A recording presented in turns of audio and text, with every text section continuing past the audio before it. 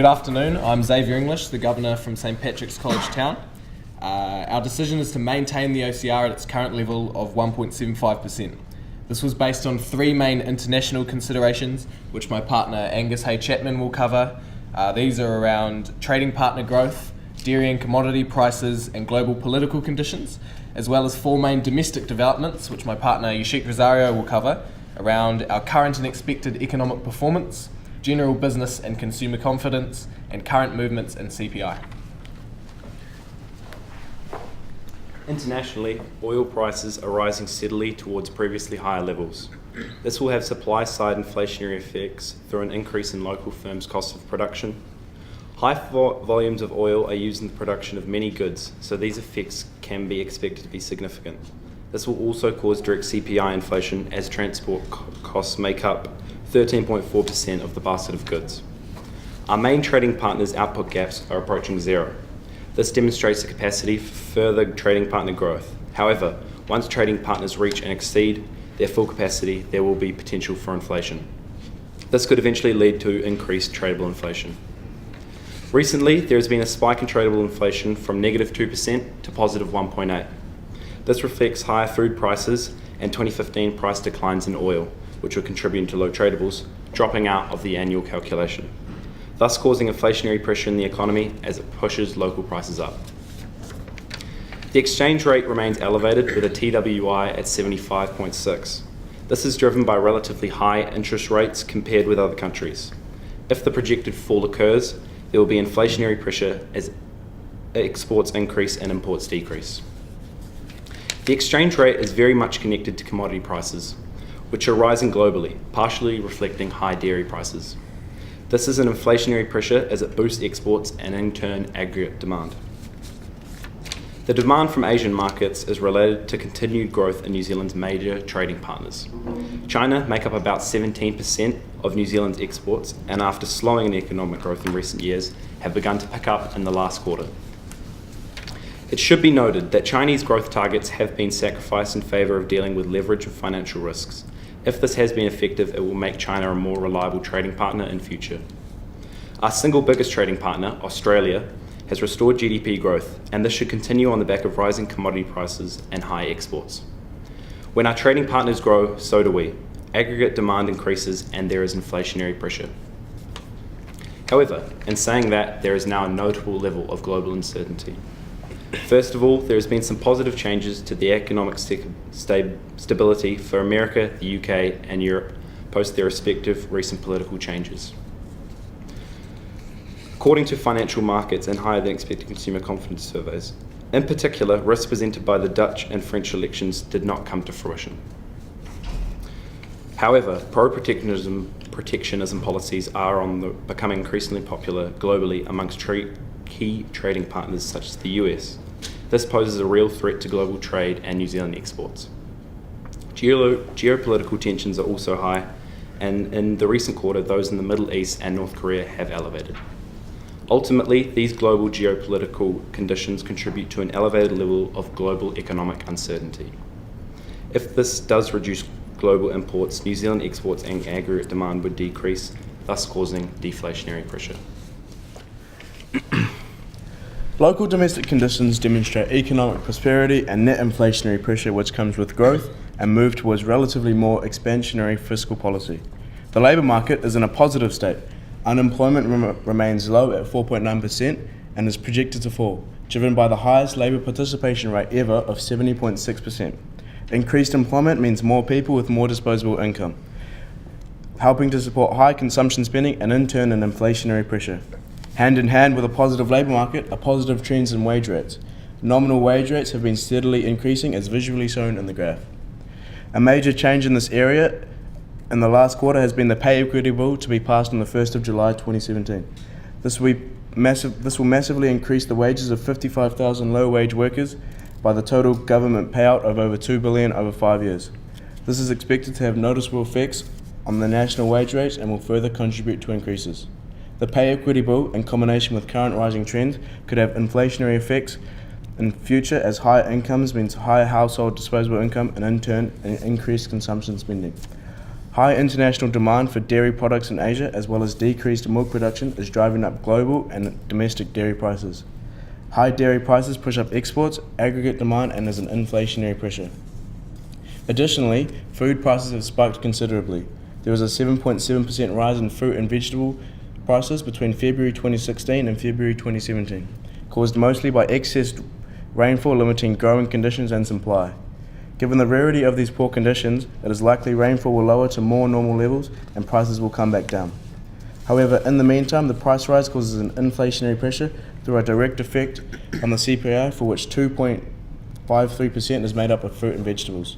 A key driver of strong domestic growth has been a high net migration, which has continued in its upward trend despite expectations of slowing. This currently sits at an annual net gain of 71,900 people in the 12 months to March 2017. There is a net intake from Australia, which is generally an indicator of a relatively strong labour market and economy. High net migration leads to increased spending, so aggregate demand and arguably increased aggregate supply through higher productivity. Spending should outweigh supply and thus cause an inflationary pressure. Despite continued upward trends in net migration, the Auckland housing market has finally begun to cool off due to tightened LVR rules. Previous pressure to increase interest rates in order to discourage borrowing has somewhat alleviated. In saying this, though, house prices in the rest of New Zealand are still rising. A significant effect of the price cooling will be a decreased wealth effect for consumers as they lose asset value and consumer confidence. Also, household debt as a percentage of income is rising, but the cost of servicing debts is falling as incomes rise and interest rates have fallen. This ability and willingness to take on debt and increase spending demonstrates relatively high consumer confidence, and despite slowing in the recent years. The slow is probably linked to the cooling of the Auckland housing market. However, indexes show consumer confidence remains robust, reflecting good economic momentum and causing inflationary pressure as households spend more. Business confidence has also been slowing, but is still at relatively high levels. The slow is driven by the cooling prices in Auckland and decreased confidence from manufacturers and merchants. However, this is offset by the high builder confidence derived from a booming residential construction sector, a result of both the housing boom and a continued Christchurch rebuild. On the whole, firms show strong intentions for investment and employment, showing trust in New Zealand as a strong and stable economy. This is an inflationary pressure, as it should lead to an increase in both consumption and investment spending, two core components of aggregate demand. A conjoint with a high consumer and business confidence is a strong outlook for New Zealand GDP. GDP growth in the last quarter was slightly slower than expected, but is still high and projected to grow in the future. This is driven by the rise in dairy prices and higher tourism spending. GDP growth is another key indicator of a strong general economic outlook for New Zealand. This is a direct inflationary pressure causing demand pull inflation. Sustained growth has translated to a closing output gap turning positive. This is driven partly by the construction industry being pushed near capacity. A positive output gap is an inflationary pressure because excess demand drives up price levels. The most important consideration for inflation is, of course, the general price level measured by the CPI. Numerous inflationary and deflationary pressures have resulted in a rising CPI, which recently spiked to 2.2%. This was driven by the aforementioned jump in tradable inflation, which is expected to balance out in the short term. Medium-term inflation is still expected, though not at such high rates, as the recent spike may suggest. This is driven by the positive and rising output gap. So in summary, monetary policy will remain accommodative in the short to medium term, but with a tightening bias. A number of inflationary and deflationary pressures have been considered in our decision to keep the OCR at its current rate of 1.75%. Potentially inflationary pressures include robust economic growth on the back of strong GDP outlook and high consumer and business confidence, high net migration, influenced by a relatively attractive labour market with high demand for workers, non-Auckland housing markets remaining buoyant, and continued growth in major trading partners suggesting strong New Zealand exports.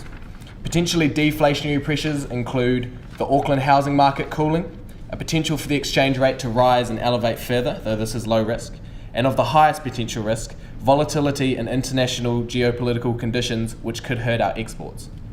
Overall, as is typical of more expansionary fiscal policy, Inflationary pressures in the economy outweigh deflationary pressures, and there is resultingly a mild net upward pressure. Despite the recent spike in CPI inflation, we understand that this partly reflects one-off short-term factors which should balance out in the medium term the time frame which is outlined in the policy target.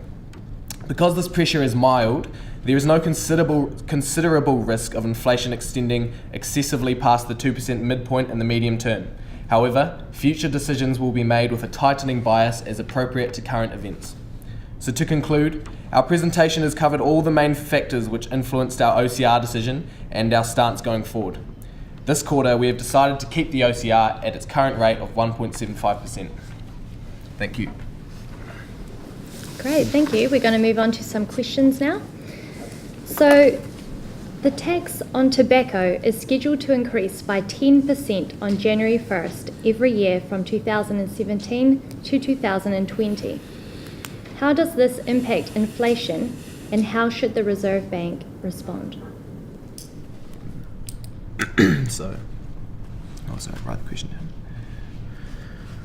Obviously, this is really insignificant because it's only one good in the economy, and given that it's so inelastic, it's not even going to have so much of an effect on that good at all. And also, they've been doing these increases steadily for the past, I'm not sure how many years, but it's been quite consistent. Yep. So in terms of comparing to past economic conditions, it's not going to have too much effect. And would we say tobacco and how it has it's quite a small part of the basket of goods? Yeah, that's right. It will affect the CPI directly through the basket of goods, but it's mainly relating to consumption spending. Yeah. So it should be relatively insignificant in terms of aggregate demand, and I think it's definitely something the Reserve Bank shouldn't overreact to, and could have preempted. It could have been a factor in past decisions as well, because we've known this was coming. Yeah. And you can also mention that the money that people would be less likely to spend on tobacco would be spent elsewhere on places that could be a more proportion of the basket of goods. Yeah, actually, absolutely. So in summary, the question was about the 10% tax on tobacco. Yep. Would you like me to repeat it, or? Yeah, yes. So how does this tax impact inflation, and how should the Reserve Bank respond? So overall, the tax on tobacco should have very little effect on inflation. There would be an argument to say that it would reduce consumption spending because of less spending on tobacco through higher prices. However, tobacco's, because of its addictive traits, is actually quite an inelastic good anyway, so that it's likely that it won't reduce consumption so much. And there's also an argument to say that any consumption that is disposable income that isn't spent on tobacco is likely to be spent on other things in the basket of goods anyway. So overall, it will have very little effect on aggregate demand, and may even increase it very insignificantly. And from the Reserve Bank's perspective, this is just one very insignificant factor amongst a whole economy of pressures going either way, and we shouldn't overreact.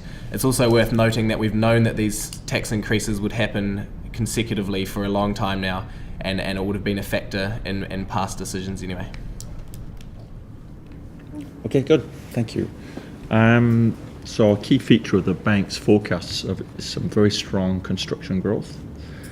Can you think of factors that would limit growth in the construction sector, and what would be the consequences of this? Or would we talk about the amount of people coming in? So for the construction growth, we could take into account the new LVR policies that were brought about in Auckland.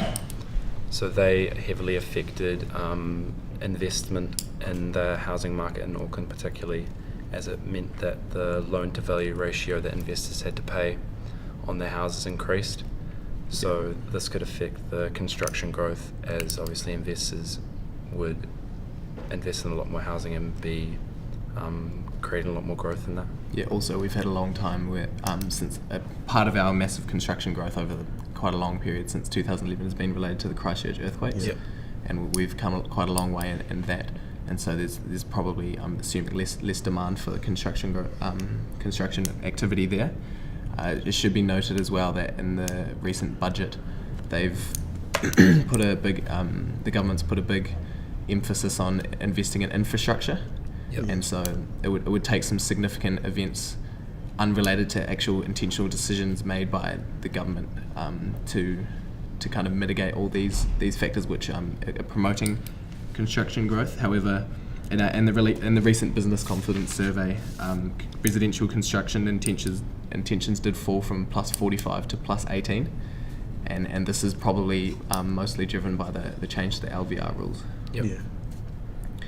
And perhaps something that could limit it, which could be a decision made by government or Reserve Bank, would be to tighten LVR rules further, because although housing prices have cooled in Auckland, they are still rising everywhere else. So there's a pressure to combat that further. Cool.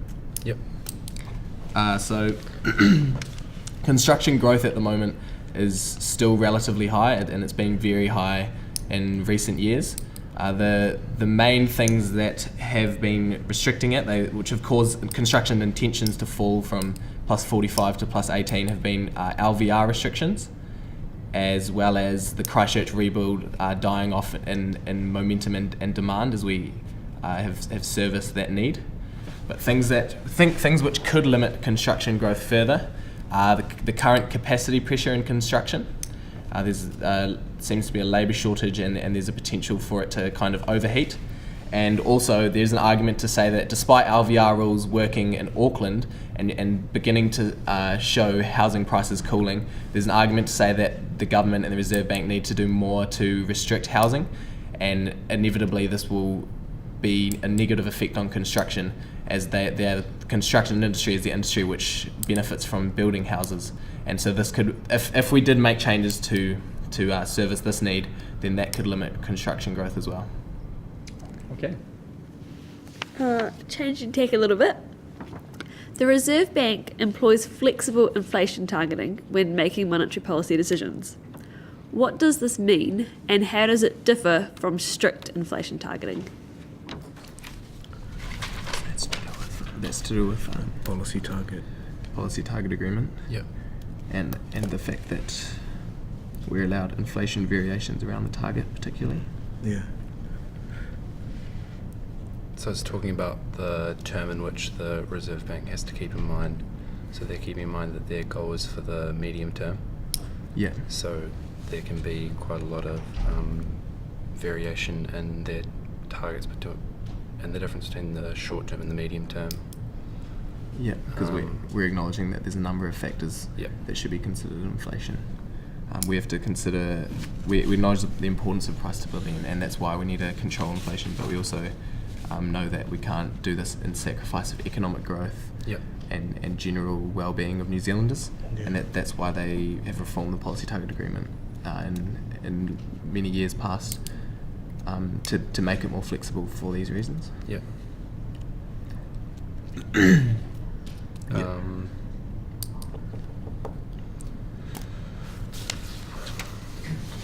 Sorry, would you be able to repeat the question again? The Reserve Bank employs flexible inflation targeting. What does this mean, and how does it differ from strict inflation targeting? Okay. Well, that means if... So you need to more directly answer what it means, right? If in the short term it's like strict inflation targeting, it means the Reserve Bank have to care more about whether there are like small spikes in the short term. And it's particularly relevant at the moment, right? With the food prices. Food and the recent spikes. So It's probably good if you summarize what you've got Okay. at this point, and it's also need to let you reference your answer in terms of the policy targets. in terms of the policy target, okay. Which I think is what came up with in that equation. Okay, so flexible inflation targeting basically means considering more factors than just our inflation target, which is 1 to 3%, as outlined in the policy target agreement. In the policy target agreement, examples of our flexible targeting are the fact that we acknowledge that that we're keeping inflation between 1 and 3% in the medium term rather than all the time. This allows some some acceptability of factors that the Reserve Bank can't control and shouldn't be overreacting to. This is particularly relevant at the moment given the recent spikes in CPI inflation, which were driven by one-off factors. The difference between flexible targeting and strict targeting in this case mean that the Reserve Bank doesn't need to overreact. It's considering economic growth, the fact that they're one-off factors, keeping it in the medium term, whereas overseas places which may have strict targeting could be under a lot of pressure to actually increase interest rates in order to get within that target. And the core of it is that we're considering economic growth as a massive implication of the interest rates, because we can't change the interest rates to control inflation without affecting all these other things. And so that's the benefits and differences between strict and flexible inflation targeting.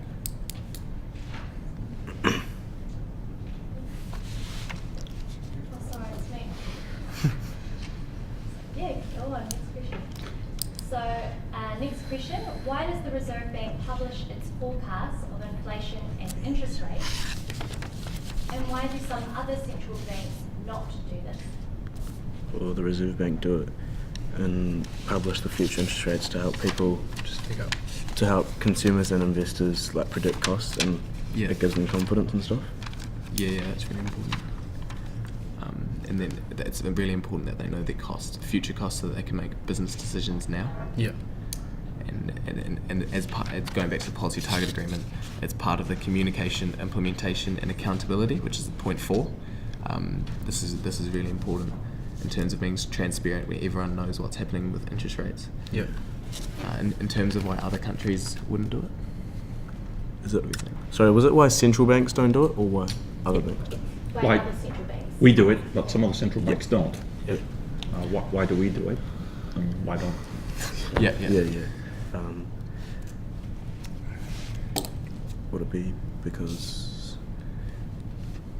I guess we could more accurately project economic factors that are going to affect us, given that we're such a much smaller country where we're limited to like maybe a few core things like dairy prices, our exports, and we have a limited amount of trading partners. Whereas if you're in, I'm not sure which other countries do it, but presumably it's other countries which have to consider so many factors that they can't be so preemptive in where they can track the economy, particularly with at the moment as well with political uncertainty. They need to really wait until that actually happens before they can see what will happen with the economy and the appropriate way to react in terms of interest rates. And that'd be happening in like Britain right now with the political instability, because if they give like a prediction, then the people are more likely to act of it. But with uncertainty, they can't. Okay, so summarise. So the question was why we forecast our interest rates and why other countries don't. Why we publish them. Why we publish them, So the reason we publish our forecasts of interest rates is that it's a really useful thing for businesses and consumers to know, particularly businesses. It helps them to predict future costs, especially related to borrowing, which is a massive source of financing for businesses and their operations. And predicting costs is important for the purpose of making good business decisions now, relating to preparing to finance debts, pricing, all those kind of things.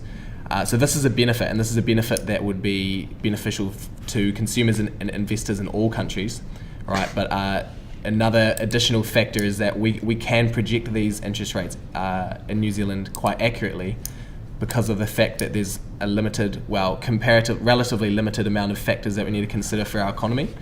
We're focused on dairy prices. We're focused on our main trading partners, China, Australia, which we have a very good relationship with, and we're quite understanding of where their economy is going.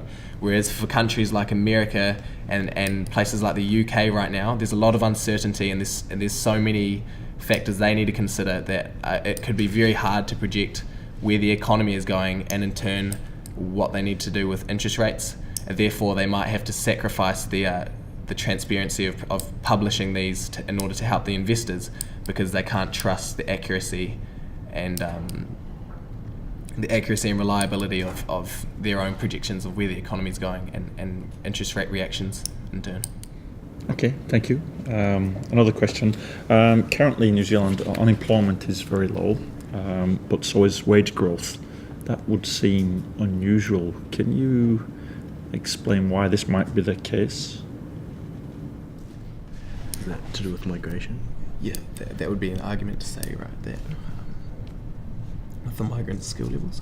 Yeah, so with migration coming in, there's an argument to say that the people coming in are more productive than current New Zealand workers, and so if that were true, the aggregate supply with new migrants would shift the supply curve to the right. Yeah. And just in general, I guess with our economy being so successful at the moment, the rockstar economy and all that, there's a lot of business confidence. They're willing to take on more costs and pay more workers more. Yeah. Things are going well. But the key, I guess, with current events would be the high net migration. And although there's many other factors to consider, this would be an argument to say that we're getting more workers who are more likely to go into employment and into higher skilled jobs, which pay more, causing wage growth. Yeah.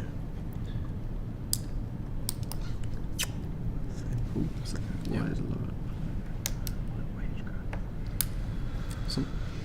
All right, so the question was, sorry to do that, it just helps me to remember it. That's good. Perfect. Why is there low unemployment, really low unemployment at the moment, but still wage growth? Low wage growth, yeah. But still high wage growth? Low wage growth. Oh, low wage growth, sorry, low wage growth. Which is unusual. Yeah. So this is heavily linked to the fact that there is high net migration into New Zealand at the moment. And it will be an argument to say that there is migrant workers tend to be more skilled and more importantly, because it's only low wage growth, more willing to do low skilled jobs such as fruit picking and things like that. And so what will happen is that a migrant comes here, he's more likely to get into employment, he's above that 70.6, or he or she, 70.6 participation rate that we have, I think, at the moment. So he's more likely to get into a job, causing low unemployment, but that such a job could either be he or she is slightly more skilled, and so earns either a little bit more, or is going into these low skilled jobs that Kiwis don't want to do, like fruit picking, things like that. And although this is an uncommon thing, I think in projections that the government has been making, which could also be for political reasons, they've been saying that wage growth should be coming, and everyone else will start to see the effects and benefits of this rockstar economy. Particularly when we think about the last budget, there's been lots of changes to people's taxes. There've been tax cuts. There's been lots of payouts. There's been the pay equity bill. Lots of people are about to start to see these wage growth, which comes with the good economy. Okay, very good. We've come to the end of the questions. You can now relax.